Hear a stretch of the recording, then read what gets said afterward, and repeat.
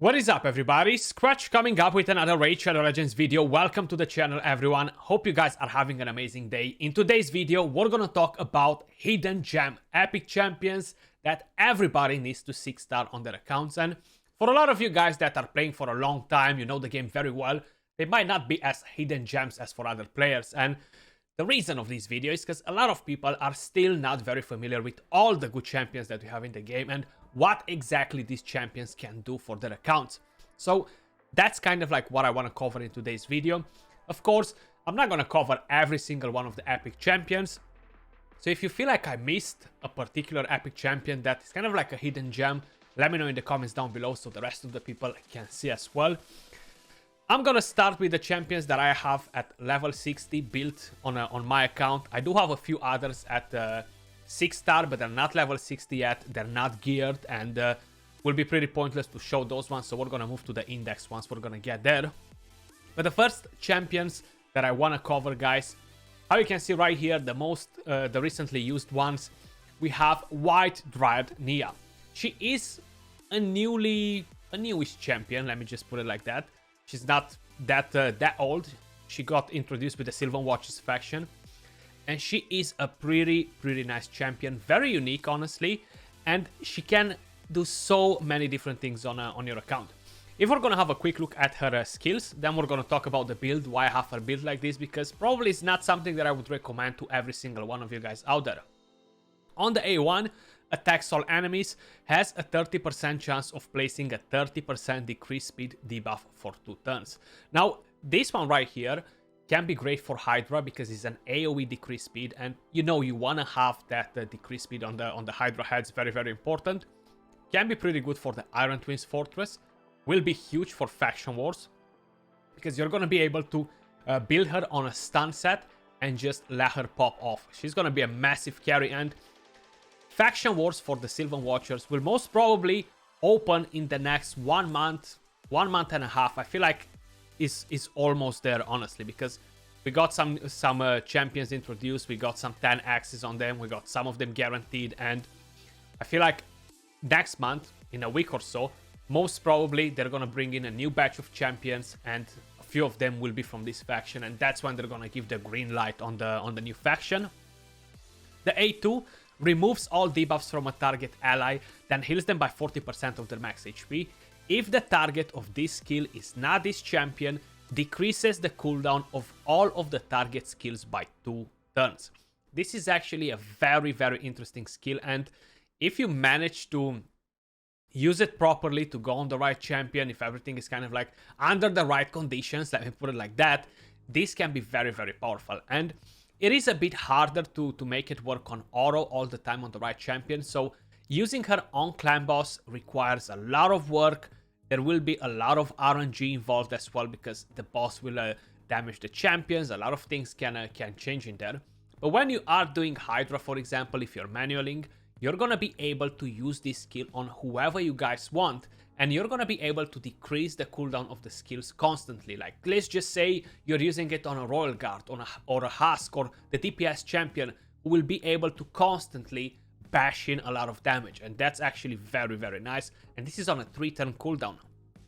This A3 places an ally protection buff on all allies except this champion for 2 turns, and places a strengthen buff on all allies for 2 turns, a 15% strengthen, which again is very nice to have ally protection and strengthen. 15% damage reduction directly, then you have the ally protection. She's gonna be able to soak in some damage. She's a defense based champion with pretty good stats. This will actually be very nice for Doom Tower waves, and even on a stun set, she's gonna work amazing on a Doom Tower wave. Don't get me wrong, like, she's gonna be able to tank quite a bit, throw in a couple of cheeky stuns, and the A2 can be very nice and bring in a lot of utility. The passive, whenever this champion is healed, heals each ally except this champion by 20% of that heal. And then again, it's pretty nice because you are getting some healing from it. It's not necessarily the best thing, but it's still something better than nothing. Now, as a blessing, I have cruelty, sorry, and that's what I'm using on her at the moment. The build that I have on the champion is mainly for the spider team that I've made, if you guys remember, if you've seen the video. So I'm using her in there. That's still my current team at the moment. 25 seconds up to 30 is actually pretty good. Not disappointed with that, considering that I don't have multiple CCS, Theodores and stuff like that. So she's actually a pretty nice champion. For some reason, the game doesn't display the sets. It's kind of like a newish bug, but these are the sets that I have on her.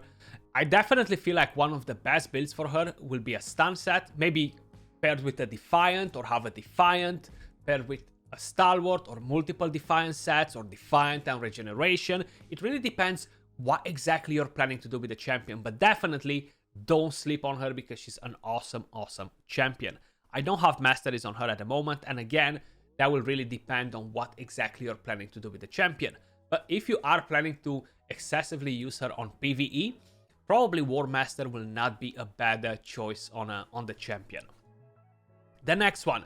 Now, Inquisitor Shamel. Probably some of you guys are like, Skratch, Inquisitor Shamel is not a hidden gem. We all know how powerful he's in Hydra. Yeah, I know you guys know that, but we're not talking about Hydra today, guys. Inquisitor Shamel, not only that he is powerful in Hydra, but he is an absolute monster when we are talking about raw damage. And that can be on Doom Tower waves if you're struggling, on double Rotos, Siphi's waves. You want to kill that Siphi, you want to snipe her out. Well, Inquisitor Shamel can do that work for you. With this skill, attacks one enemy 3 times, great to slay Rotoses, will ignore 25% of the target's defense, and will ignore a further 25% of the target's defense for each active buff on the champion, which makes him to ignore 100% of the target's defense. You don't need to have a Savage set on him. He has a chance to land the Fear as well if he attacks and kills an enemy. So this skill right here deals so much damage. Like, he's melting Marichkas in Arena. It doesn't matter that Harima is on the team, or it doesn't matter if Ursaga is on the team. It doesn't matter if Ultimate Dead Knight is on the team and soaks in the first hit. The other two are still gonna melt that Marichka down. And not only for Arena, but how I mentioned, for PvE content where you really need to have some damage, you wanna melt somebody down quick and be effective. He can do an amazing job there as well. In Faction Wars, if you decide to build him for damage, absolutely super powerful. And for the Dark Fae as well, because of the passive. Depending on what sort of team you're building for the Dark Fae, if you're not going with a team that's directly gonna keep the boss controlled and not allow the boss to take a turn, this passive right here can work wonders on that boss. Now, I have a damage build on mine. You see, on Stone Skin and Cree damage. These are his total stats. Base speed, because that's what I need him to be. 7.1k attack. I actually have 2 of them built for Arena. Both of them in Stone Skin, Cree damage sets. Similar stats. The other one has less attack and a bit more speed, because it really depends what team I'm attacking. But in terms of Cree damage, they're pretty much very similar. And masteries, I have offense and defense 3 now. If you guys remember, on yesterday's video, we got Helm Smasher, a flawless execution on the other one. On this one, I have Helm Smasher just to help me with the A1 to deal more damage, and in case if I don't manage to get all the buffs on at the time when I'm using the skill, you know. So just to allow me to deal a bit of extra damage. The Cree damage that I have on him is plenty, so I don't need to stress about it too much, because he's gonna melt pretty much everyone. The next champion that we have on the list, guys, is no one else but Lady Annabelle. She does look pretty awesome, and a lot of you guys might be like, well, what can I do with this champion? Where can I use the champion to actually benefit my account? Well, you'll be surprised to know that I'm using her to solo the Bommel, the Dreadhorn boss. Yeah, I could make a team that would wipe that boss in, like, I don't know, 2-3 minutes, whatever. But I feel like, you know what, I like to use a solo champion for it, and it's not mainly because I don't have the champions available, it's mainly because I'm lazy and I just don't want to build another team for that boss, because I built a team that I took some of the champions off and rebuild them for other stuff, and then I gotta put them back if I want to do that team. So like this, I have her built for that one specific thing, and she's doing it better than any other champion in the game. So what exactly is so special about the champion? She's a support champion, very good base stats, 20k HP. That will allow you to take her to a high HP without stressing too much. In terms of skills, the A1 attacks one enemy 2 times. She gets a bit of a heal from here, nothing too crazy. The A2 attacks all enemies. You have a chance to land the leech and has a chance to land decreased speed on the targets with less than 50% turn meter. If you have accuracy, that's fine, not a problem. The A3 swaps HP with the target ally. If this champion's HP is equal to or higher than the target's after the swap, places a revive on that buff on the target ally for 2 turns. If this champion's HP is lower, after the swap, places a revive on that buff on this champion for 2 turns, and an increased speed buff on all allies for 2 turns. So you have decreased speed, you have increased speed. A chance to have revive on that is a bit more conditional depending on what exactly she's doing on a 4-turn cooldown, but none of these things are actually that important to do the job on the Bommel. What makes her so powerful is this passive. Heals this champion by 50% of their max HP whenever an ally or an enemy dies. And yes, we do have Burangiri, who does a very similar thing. The affinity is an issue there. Lady Annabelle being a strong affinity to the Bommel boss allows her to survive on stage 90 without a problem, and on top of it, she just has better base stats all around, making it super viable for the Dreadhorn boss. So that's what I'm using her. I have Survival Instinct as a blessing, and these are the total stats. You don't necessarily need to have so much HP, guys. You can definitely drop quite a bit. 88k HP, 3.2k defense, 236 speed, and I don't really give a damn about the rest of the stats. And she's doing the job like no one else. It takes around 7 minutes, if I'm not mistaken, to solo the boss, but you only do it once and you move over from there. Masteries, I have a offense and support tree. I do have War Master S tier 6, and on the support tree we have Spirit Haste. I'm usually putting a speed lead together with her, and of course a wave clearer in there, and once they're dying, she's gonna gain a bit of more speed. That's gonna help as well once you're at the boss. But these are pretty much all the stats on Lady Annabelle. The next champion that I have on the list, guys, is no one else but RunKeeper Death Dark. And a lot of people appreciate the champion, a lot of people don't. They're like, what can I do with this champion? He does have pretty good base stats as well. He's a support champion, Void Affinity from the Dwarf faction. On the A1, he has a chance to land the leech. Then you're getting increased attack on all allies and fills the turn meter of all allies by 25%. And this is on a 3-turn cooldown.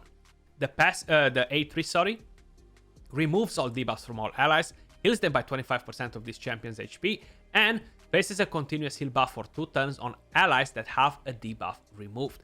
So you're getting a bit of a heal from here, you're getting the cleanse, you're getting increased attack, you're getting increased turn meter, an attack aura for all battles. What else you want from a champion, man? Like, he's gonna do an awesome job. Probably he's not the best champion to use on stage 21 against the boss, unless you are using him like me on an immunity or a stone skin or an untouchable. So like this, once the boss is trying to CC your entire team, he can come in, cleanse, give them some healing, give them the increased attack, and melt that boss down without having any sort of issues. I have a pretty standard build on him. Immunity, a speed set, total stats, 51k HP, 3.5k defense, 262 speed. That's the only thing that I really targeted on the champion. Have some decent survivability, have some speed, and that's about it. Have that immunity on. I don't have the masteries on him, honestly, but if I would get masteries on him, most probably if I would use him a lot in PvE, I would consider to go with War Master. If no, I would stick with defense and support tree. I would completely ignore the offense tree, but it really depends what exactly you're planning to do with the champion. The next champion that is 100% a hidden gem for a lot of you guys out there, and one of the main reasons is because she loves to read like nobody else in the game. She requires like 18 books to be fully booked, is Alika. Now, you've seen me building the champion yesterday on the video, right? And the thing with her is that she deals so much damage. So if you need a DPS for Faction Wars, you need a DPS for anything in the game, probably not necessarily Clan Boss, man, she deals so much damage. So this skill right here has a chance to place an extra hit. This hit is always critical. You can deal some serious damage with this as well. The A2 attacks one enemy. This is the best skill on her kit. Ignores 50% of the target's defense if their max HP is higher than this champion's max HP, which most probably is gonna happen all the time. You can use her in Tag Team Arena. You can use her in Classic Arena if you don't have better nukers. She won't disappoint. Ignore defense is the way to go nowadays. And this skill right here is definitely very, very nice. The A3 attacks all enemies. And if you have accuracy on her, it's going to be great for crowd control too, because has a 100% chance fully booked of increasing the cooldowns of all enemy skills by 2 turns. Very similar with what a basher would do, for example, you know, and this will allow you to lock the enemies a little bit, control them, and kill them after, you know. The passive, when she's together with her sister Sikara, she's gonna revive with 75% HP. Crushing Rend is the blessing that I have on her. Of course, this will really start to benefit her once I have the awakening at a higher star. At the moment, I feel like it's not really making such a big impact, but I'm gaining some extra attack on the champion, so hey, we cannot complain about it at all. Masteries, very typical masteries for a nuker. Helm Smasher as tier 6. If we're gonna move over to the next champion, and I'm gonna have to go to the index from here, and you heard me talking about Basher, and he's still on my list. Like, years ago, I made a video on him, how he can be very nice for Arena. So basically, you want him as fast as possible, with as much accuracy as possible, and you wanna use this skill. Attacks all enemies, increases the cooldown of all of the target skills by 2 turns. This will be on a 3-turn cooldown fully booked. The reason why I would choose him over Alika, for example, is because of the affinity. Yes, Alika does bring some damage, but if you're trying to balance the damage and the accuracy and the speed, in the end you will have a weak build because it's just not working right to combine all that 3 together. You either decide to go full accuracy build with speed or damage, you know, just to maximize what the champion can offer. So Basher, it is amazing for this particular thing. Then with this skill, attacks 4 times at random, has a chance to land the block buffs. This can be very helpful as well, because if you're able to lock the enemy team, maybe their arbiter is super fast, she will recover fast. If she's trying to drop the increased attack on their nuker, you're going to be able to land the block buffs on it before, and they're not going to get the increased attack, and your team might still be able to win the fight. You know, on the A1, he has a chance to land the weaken debuff. If we're going to move over to the next champion that we have on the list, guys, and that's no one else but Giscard the Sigilled. Now, he instantly got nerfed when they released the champion, just because on the test server, he was going a bit too crazy, you know, like the skill was on a 2-turn cooldown, he was gaining a lot of turn meter, he was pretty busted all around. He is an amazing tank, gives you pretty important buffs, and just being able to taunt the enemies and just provoke them all the time and gain that turn meter is actually great. He has very tanky stats, very good defense. On the A1, he has a chance to land decreased attack. On the A2, AoE has a chance to land provoke, and that's going to be a 75% chance fully booked on a 3-turn cooldown, and he places a shield buff on this champion equal to 25% of their max HP for 2 turns. Right here, you're getting increased defense, increased attack, and the passive fills the champion's turn meter by 15% whenever they are attacked by an enemy under provoke debuff or increased attack. Now, you could use this champion on Relentless, you could use this champion on a provoke set to have an even higher chance to provoke. You could use the champion on Defiant, you could use him on Stalwart, on a Regeneration. It really depends what's the best set that you have available for him, basically, you know, and he's gonna do an amazing job in pretty much any set that you're gonna give him, just because he's so dope. Of course, you're gonna focus on some survivability, accuracy to make sure you're landing the provoke, increases ally defense in faction creeps by 27%. I'm not even gonna go there, but he is an absolute monster for faction wars, guys. Like, hands down, being able to taunt them and having those buffs on all your team is just absolutely amazing. Moving over to the next champion, and this might surprise you as a hidden gem, because a lot of you guys will be like, Skratch, I know this champion well, I know what he can do. A lot of you guys still don't know what Vargis is capable of. Man, so much stuff coming out of this champion's kit. I'm really a massive Vargis simp. And I'm pretty convinced I have him built in my vault and I forgot to take him out. But attacks one enemy, has a 40% chance of placing a reflect damage buff on a random ally for 2 turns. That chance goes to a 50 fully booked. The A2 places a continuous heal, an increased speed buff, a reflect damage buff on a target ally for 3 turns. Also, places ally protection buff on all allies except this champion for 2 turns. Places an increased defense buff on this champion for 2 turns. On a 3-turn cooldown. So many things.